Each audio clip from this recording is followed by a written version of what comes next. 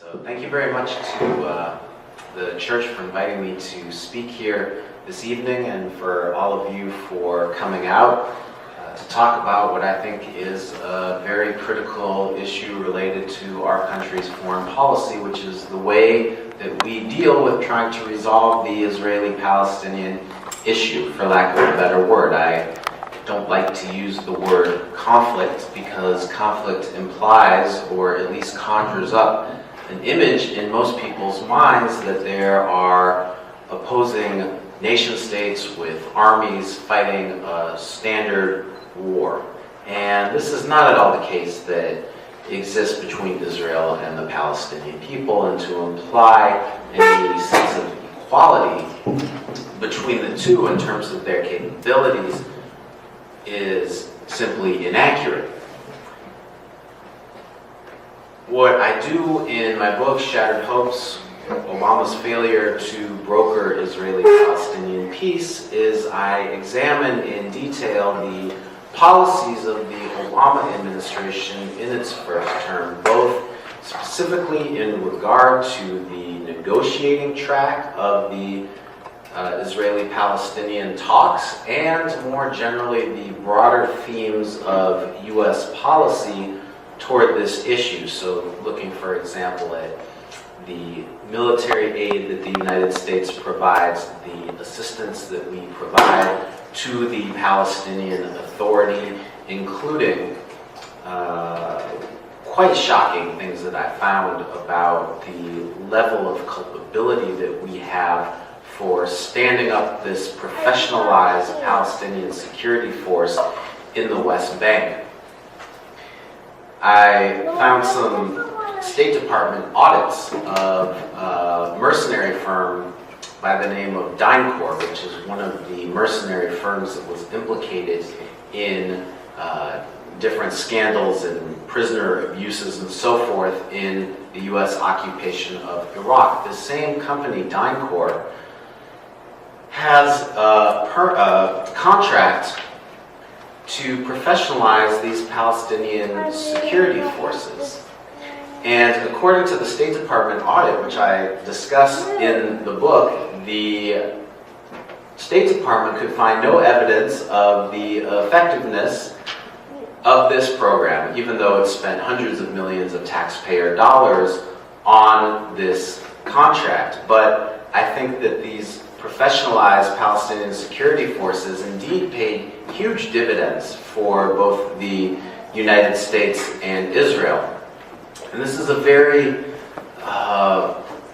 underreported story in the dynamics of what U.S. policy is, because we like to present ourselves as, well, you know, we provide aid to Israel and we provide aid to the PA, and so it all balances out and we're an honest broker. But in reality, what I document in the book is how this contract through DynCorp was used to stand up these professionalized security services of the PA to train this Palestinian presidential security guard. And at first, Israel was completely opposed to the creation of professionalized Palestinian security forces. This is the last thing in the world that Israel wanted, because Israel did not want to face a well-armed, well-disciplined fighting force in any potential future military engagement. So they said to the United States, are you crazy? Why are you giving money to train the PA security forces?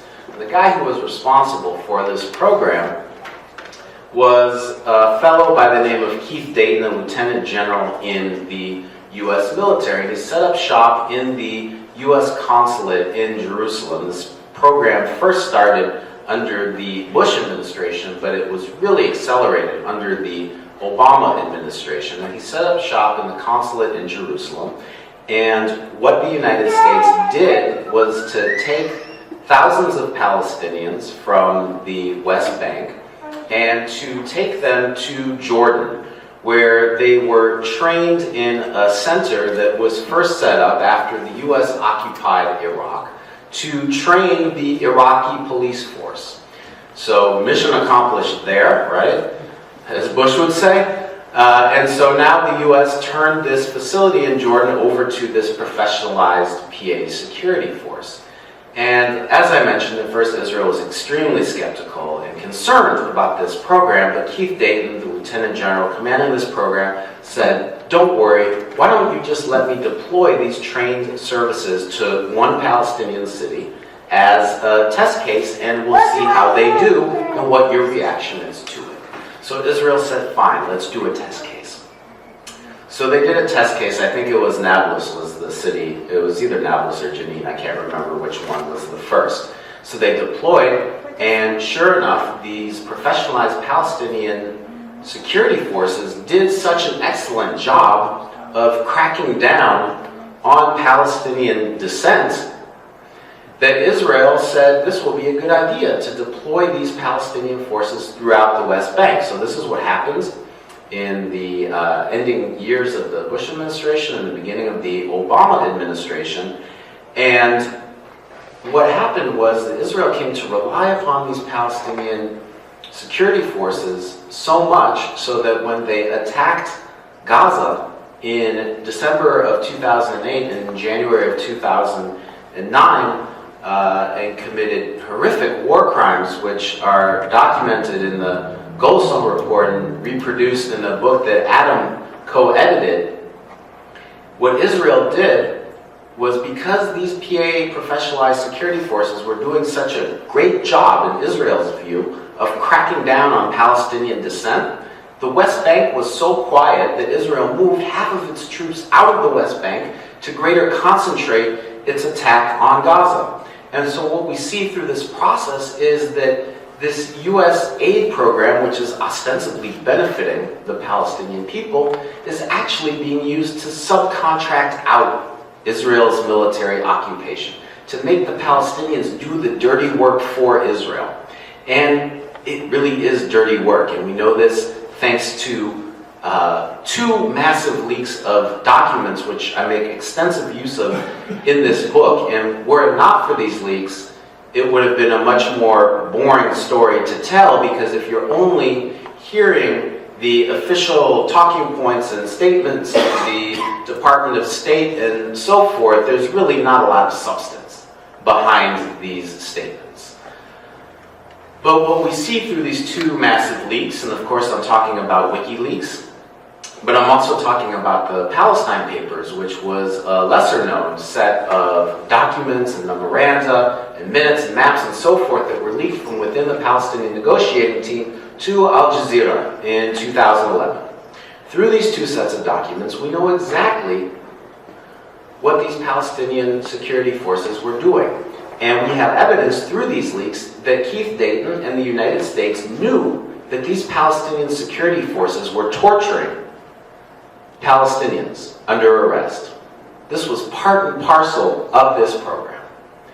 And when Saeb Erekat, who is the chief negotiator of the Palestinians, raised this concern with Keith Dayton, what Keith Dayton said was, yeah, it's a problem that the Europeans are finding out about this.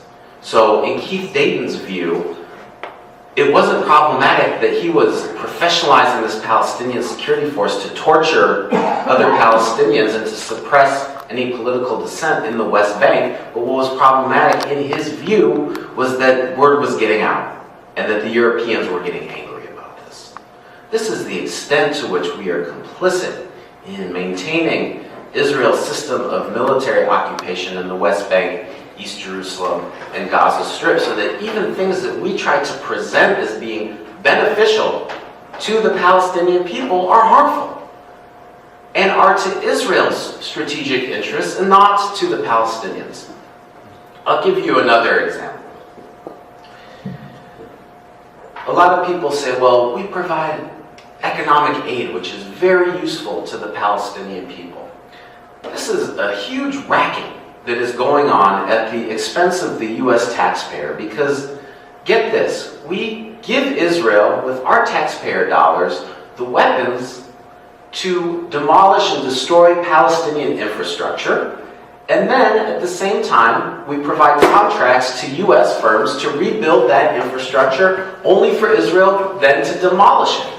So the USAID, the U.S. Agency for International Development, which manages all of the economic aid programs that the United States has makes a big deal on its website about all of the great water infrastructure projects that we are funding for the Palestinian people. We help them dig wells and build irrigation networks and so forth. And all of that sounds very altruistic and nice, but the fact is that Israel is demolishing Palestinian water infrastructure, according to the UN, at 5 times the rate that the US is rebuilding it.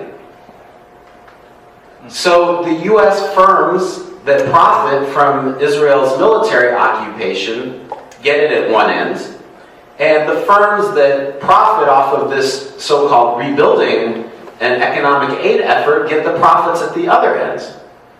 And the whole thing is at the expense of the American taxpayer, which only sees this status quo entrenched. So what I do in this book is I examine whether Obama fundamentally changed the U.S. policy toward Israel and the Palestinian people, which up until his presidency was one of being Israel's lawyers. Now, that's a harsh term, but it's not mine. It was made by a fellow by the name of Aaron David Miller, who was a senior U.S. peace process negotiator during the Clinton era and during parts of the George W. Bush administration. This is what Aaron David Miller himself admitted to be the case. In the Washington Post in 2005, he wrote an op-ed called Israel's Lawyers. And he said that these negotiations have failed because we cater to every Israeli whim at the expense of successful negotiations. And he said something further in this op-ed, which I fundamentally agree with, which is that if, and I think this is a huge if the United States is going to play a role in helping to resolve this issue, then we can have one client and one client only. And that client is not Israel, but it's the requirements of a just and lasting peace. So did Obama continue this tradition of being Israel's lawyers, or did he break with it? Unfortunately, my conclusion is he continued those traditions of acting as Israel's lawyers, despite intentions to the contrary when he entered the office in 2009. And I do think that Obama was well-intentioned. And I do believe he was serious about trying to make not only progress toward Israeli-Palestinian peace, but Obama, in his first meeting with the president of the Palestinian Authority, Mahmoud Abbas, told him that it is a personal must for him, Obama, to see the establishment of a Palestinian state in his first term. Now, at the start of Obama's administration, Saeb Erekat, the head of the Palestinian negotiating team, told George Mitchell, who was the special envoy for Middle East peace under Obama, he says, "I've been doing this for 17 years, and this is the very last time that I'm doing it." Well, unfortunately, it didn't succeed, and it wasn't the last time that Saeb Erekat decided to do this, despite the fact that I think he's resigned maybe 4 or 5 times over the current round of negotiations, which just goes to show what a ridiculous joke these negotiations are. These negotiations are not about bringing a just and lasting Israeli-Palestinian peace. These negotiations are a dog and pony show to enable Israel to continue its colonization of Palestinian land. That's what these negotiations are about.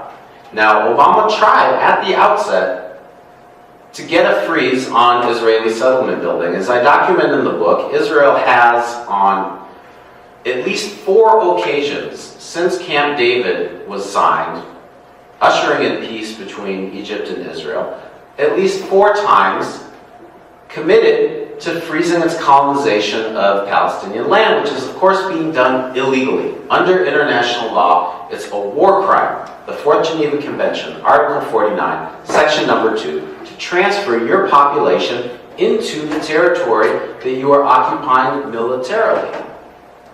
So Israel committed 4 times at Camp David. Let's see if I remember them all. At the roadmap, George W. Bush's roadmap to peace at the Annapolis Peace Conference of 2007, and before that, before the start of this peace process in 1992. All 4 times Israel violated this pledge to stop colonizing Palestinian land. So Obama hoped that the 5th time was the charm. But he never actually got Israel to commit to freezing settlements. And in fact, what I document in the first half of the book is a systematic climb down from where Obama began to where he ended up. So he began by saying very clearly and very forcefully that Israel had to stop all forms of settlement activity, including the natural growth of these settlements. Now, Israel tried to deploy these very mawkish, emotionally laden arguments to try to argue in favor of the continued natural growth of settlements. So the first time that Israel's foreign minister, Avigdor Lieberman, who, by the way, is now foreign minister again, and he himself is a settler, the first time he comes to Washington during the Obama administration, he's at a joint press conference with Secretary of State Hillary Clinton, and he says something to the effect of, "You can't tell us not to build schools. You can't tell us not to build synagogues. You can't tell us not to have our natural life in these settlements." And Secretary of State Hillary Clinton, to her great credit, stood right next to him and said, "No, when we mean you have to stop this settlement activity, we mean all forms of it." So where did the Obama administration go from this clear, principled position and saying that negotiations could not start until Israel froze this colonization? Because the Obama administration understood that there was no credible negotiations while Israel was continuing to gobble up Palestinian land. This is like if Adam and I go out for pizza afterwards, and I say, "I'm really hungry. So 3/4 of this pizza, 78% of this pizza is mine. It's off the table. We're not discussing it." This is what Israel is, 78% of historic Palestine. But I'm going to be so nice and so generous and have some negotiations with you, Adam, about how we're going to split up the remainder of the 22%. I'm so generous, right? But don't start eating your pizza yet because I'm really hungry, but I don't want to dig into mine, so I'm going to have some of yours. And I'm going to continue nibbling at these slices that Adam and I are supposedly negotiating over until there's nothing left. This is what this, quote, peace process really is. When the peace process started, in 1993, there were about 250,000 Israelis living in the West Bank, East Jerusalem, and until 2005, the Gaza Strip as well. According to the Israeli Prime Minister, Benjamin Netanyahu, when he visited Congress in 2010 and got more standing ovations than President Obama in his State of the Union address of the previous year, he revealed that there are now 650,000 Israelis living in occupied territory. So we've seen a near tripling of the settlement population in these 20-plus years of negotiations, which is why I say these negotiations are a sham and a ploy and a collusion between the United States and Israel to continue this colonization drive. But Obama had this different principle in mind, that it really did have to stop. And I think he really did understand when he entered the White House in 2009 that it was either now or never for Israel and the, quote, two-state resolution to the Israeli-Palestinian issue. So what I document in the first half of the book is exactly how Obama climbed down from this principled position to where we are today.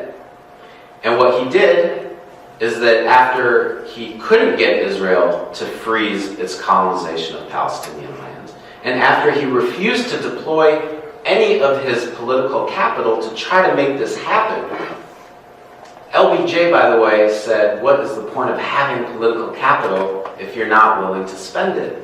Obama had tremendous political capital at the outset of his administration, and he didn't use 1 cent of it.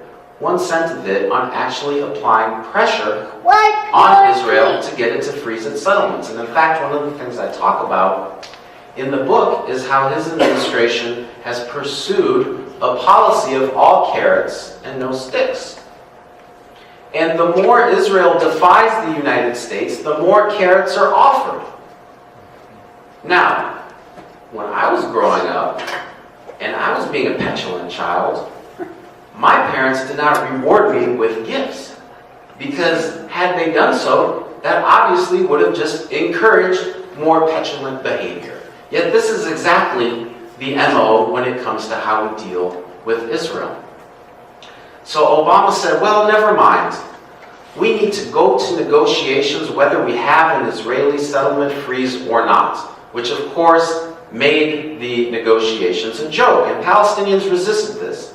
They said, we've been through this for 20 years. We're not doing this anymore. There has to be a stop to Israeli colonization, or we're not sitting at the table. This is the era of the so-called moratorium that Israel offered up in the early months of 2010. Israel said, we're going to do a 9-month or was it 10-month moratorium on settlement building. And in fact, as I document in the book, according to Peace Now, the Israeli group, the pace of settlement construction during the supposed moratorium actually outpaced the growth of settlements prior to this supposed moratorium. So Palestinians understood that this so-called moratorium was a sham, but the Obama administration twisted their arms, and we see this through WikiLeaks and Palestine Papers, twisted their arms to get them back to the negotiating table, knowing full well that Israeli colonization was continuing apace and not caring. Then, to compound this strategic mistake, the Obama administration decided that it was going to reconvene negotiations 3 weeks before the end of this so-called moratorium on Israel's settlement building. After Israel had made it crystal clear that under no circumstances would it extend this moratorium, and after the Palestinians had made it crystal clear that they were not sitting at the table if there wasn't even going to be a fig leaf of this settlement moratorium. So Obama knew that this was coming to an end, yet he convened the parties for direct negotiations in September of 2010. They had exactly 2 days of talks, one in Washington, one in Jordan. I think the second day was in Jordan later that month, before the end of the settlement moratorium brought the process to a screeching halt. Now, this was the first term. The second term, as you know, the United States has been engaged in this very intensive set of negotiations between Israel and the Palestinians. John Kerry has made, Secretary of State, 11 shuttle trips to the region to try to broker a resolution to this issue. And aside from racking up frequent flyer miles, there is absolutely no evidence that U.S. policy has changed one iota, or that we are any closer to resolving the fundamental issues that divide Israel and the Palestinian people. And in fact, what John Kerry is putting on the table today is in many respects worse than what Bill Clinton put on the table back in 2000, and which was rejected rightfully as inadequate by the Palestinian people because it was a sellout of their individual and national collective rights. So what are these negotiations about, and what is Kerry actually proposing? And why, if all of the parties that are sitting around the table agree on what the end game is, are they struggling to get there so badly? Right? This is what's very confusing, I think, to the casual observer. Because here you have the United States saying, it's our policy to have a two-state resolution to the Israeli-Palestinian conflict. And even Israel says, we want an independent Palestinian state. And of course, the Palestinian negotiating team wants the same thing. So what gives? If everyone sitting at the table agrees on this, why has it taken now more than 15 years since everyone agreed to this idea? in the waning days of the Clinton administration to get there. Well, here's the reality. The reality is that even though everyone says that they want the same thing, what they mean when they say that is very different. So there is a U.S. and Israeli vision for a two-state resolution to this conflict, and there's a Palestinian vision of how to resolve this conflict on a two-state basis. And the reason why I say there's a U.S.-Israeli perspective is because the United States always pre-coordinates its negotiating positions with Israel. Read Professor Rashid Khalid's book, Brokers of Deceit, which looks at this same issue as my book, but from a longer time perspective, looking at multiple presidencies. This is the MO. This is how the United States operates. Everything is always pre-coordinated with Israel. So what is the United States and Israel cooking up? What the United States and Israel are trying to foist upon the Palestinians today, before this April 29th deadline for a framework agreement, is to get the Palestinians to agree in principle that their state will look like the following. Israel will not withdraw from all of the West Bank. And in fact, Israel, according to press reports, will annex up to 40% of the West Bank, keeping in mind that the West Bank and East Jerusalem and the Gaza Strip together are only 22% of historic Palestine. So say Israel annexes this 40% of the West Bank, what are Palestinians left with? They're left with the crumbs. They're left with tiny, discontiguous little islands. Because Israel will annex all of the major settlement blocks that it has built illegally on Palestinian land. Israel will maintain a long-term, if not permanent, military presence along the Jordan Valley, separating the West Bank from its neighbor Jordan. Israel will keep in place all of the infrastructure of its military occupation that it has built up over the past half century in the West Bank and East Jerusalem. The apartheid wall stays in place. Military bases stay in place. Roadblocks, checkpoints, bypass roads that only Israeli Jewish settlers can use, all of this stays in place. This Palestinian entity that's being proposed, I won't dignify it with the term state, because it's not a state in any meaning of the term. This entity that the United States and Israel are cooking up for the Palestinians will have no control over their borders, completely controlled by Israel. Import and export taxation controlled by Israel. Airspace, water, natural resources, even the electromagnetic field, which means cell phones and radio transmissions, will be controlled by Israel. Palestinians won't even get cell phone signals in this deal. In addition, Palestinians won't be able to raise an army, won't be able to have an independent foreign policy, and enter into foreign treaties with other countries. In essence, everything that we take for granted as being part of the fundamentals of what sovereignty means in the international political system will not apply to this Palestinian entity. So what this Palestinian entity will look like is not a state with sovereignty, but it will look exactly like what South Africa tried to do in the 1970s and the 1980s to try to get the international community off of its back for its apartheid policies. And that was to create independent homelands for black South Africans.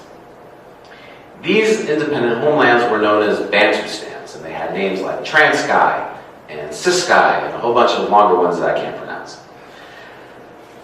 And the idea behind these Bantustans was to herd black South Africans against their will onto these tiny pieces of territory that were under the complete control of the apartheid regime, totally economically unviable little entities, and declared that black South Africans were now exercising self-determination.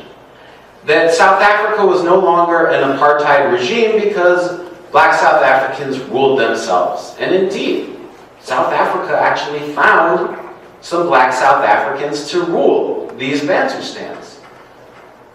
How many countries in the world recognized these Bantustans? One.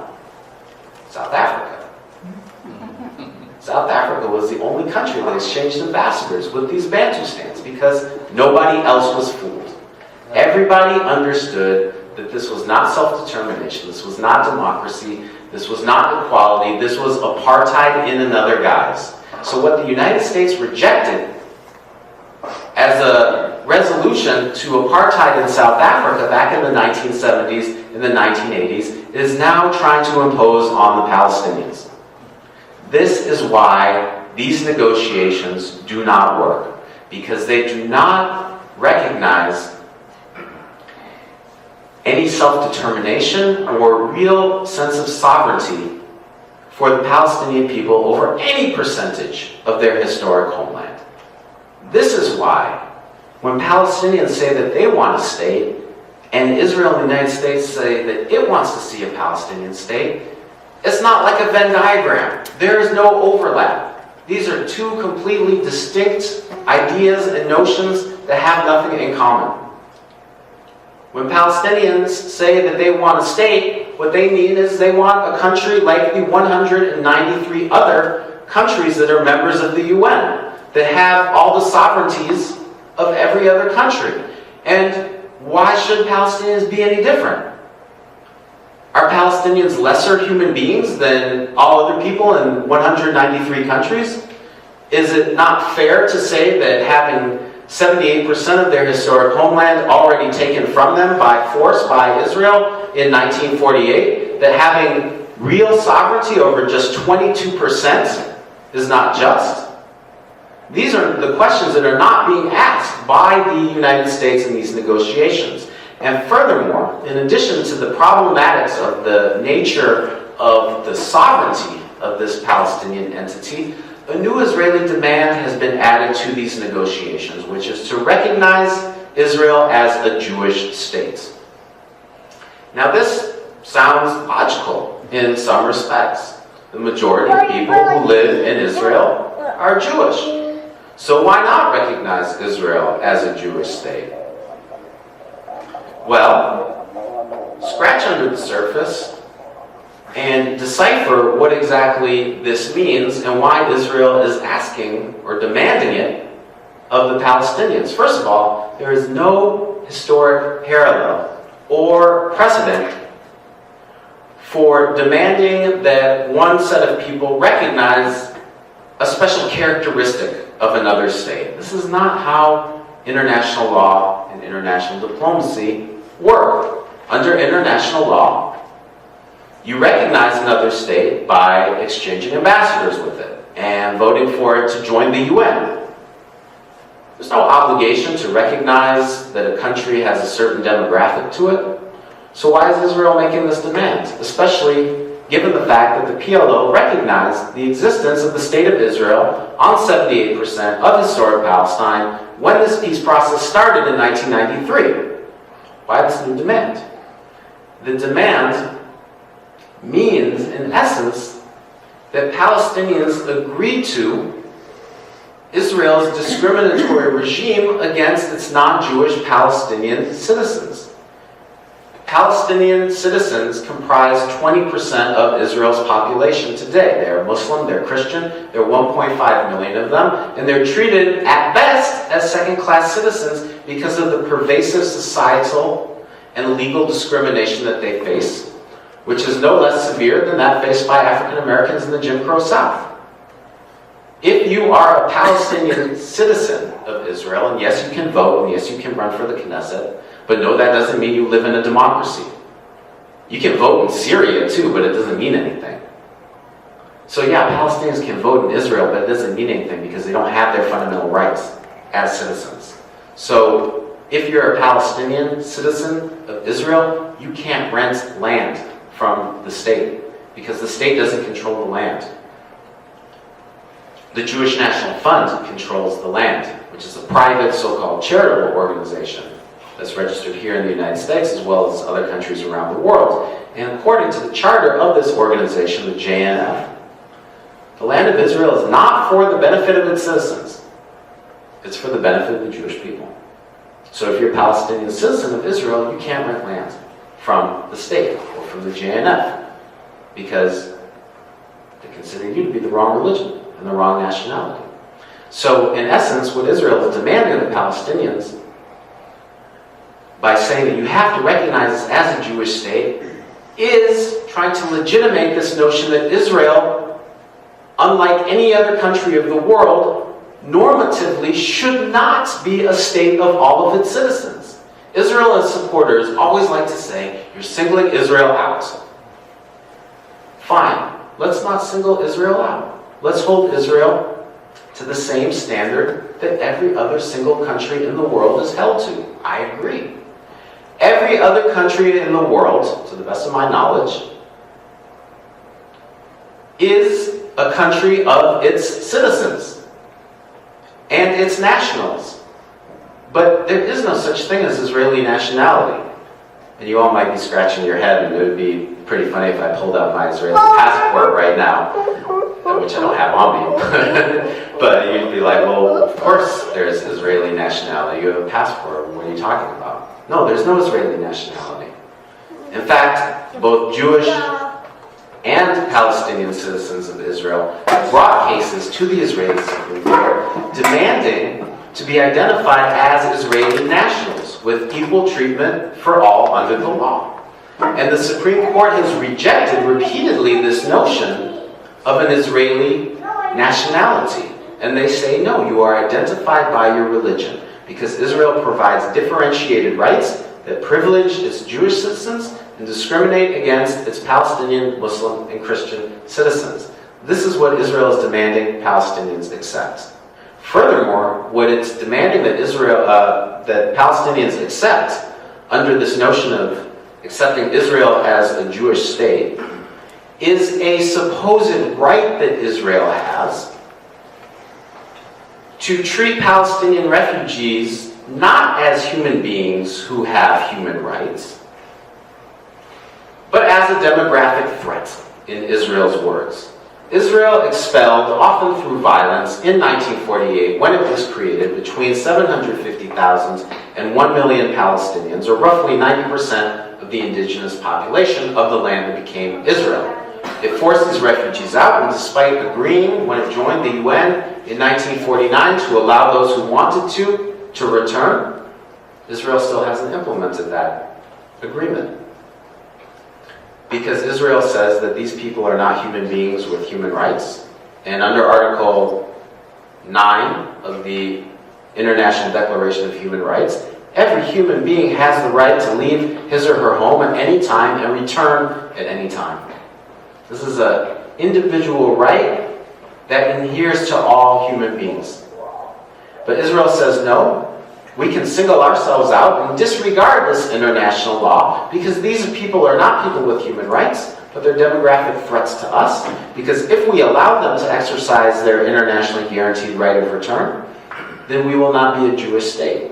And that we have a supposed right to artificially engineer and profit from the ethnic cleansing that accompanied the establishment of the State of Israel in 1948. So what Israel is asking or demanding of the Palestinians is that they try to sign away Palestinian refugees' rights. Well, guess what? Refugee rights are not collectives. Refugee rights are individuals. Nations cannot sign away individuals' rights.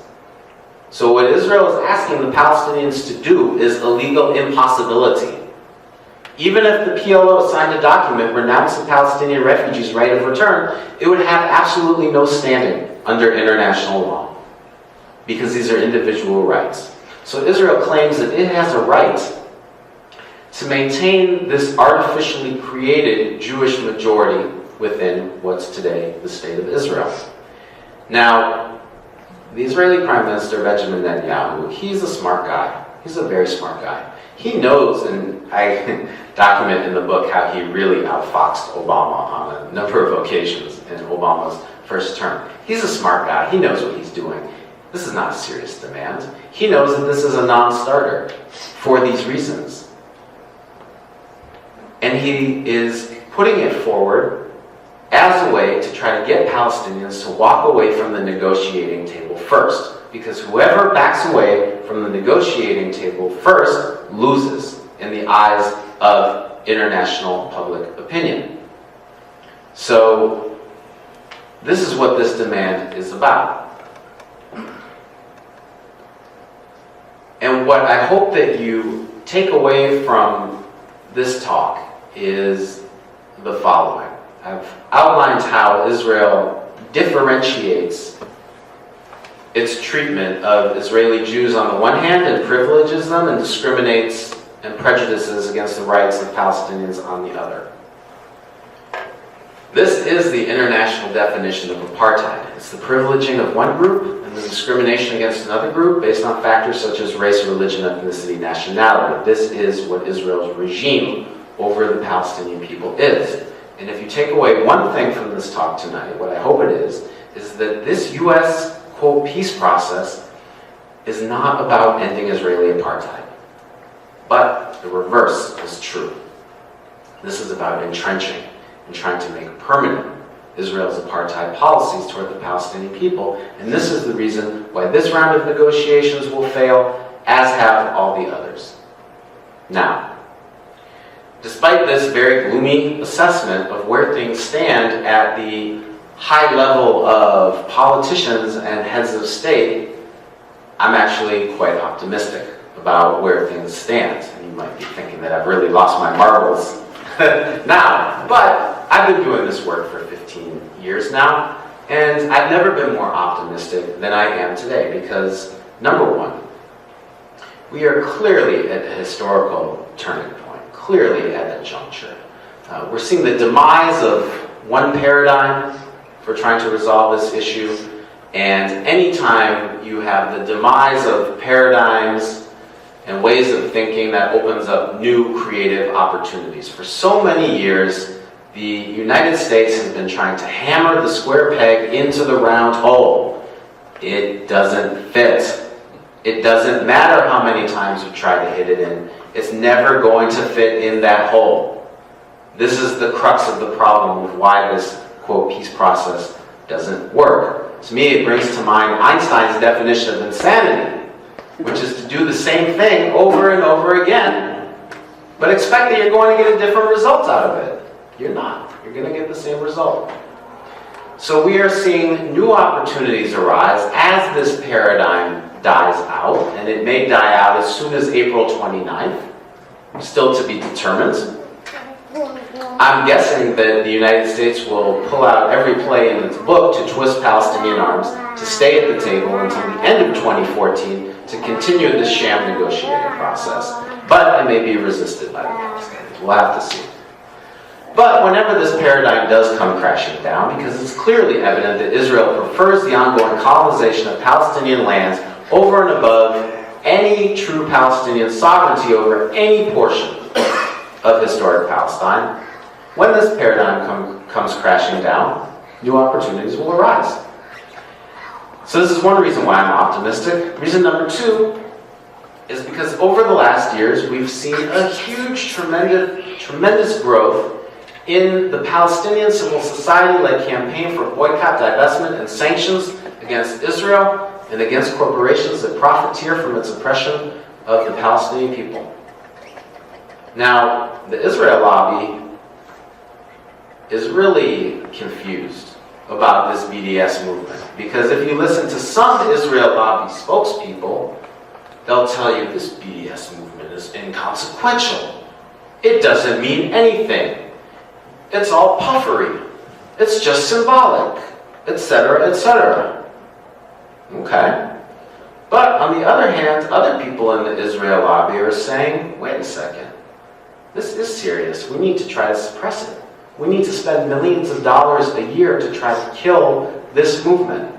Let me tell you, if our movement had millions of dollars, I think we probably already would have won by now. But we don't. But that's what Israel and its lobby are spending every year to try to defeat the BDS movement. So how does this play itself out? on college campuses, the discourse has been lost to Israel.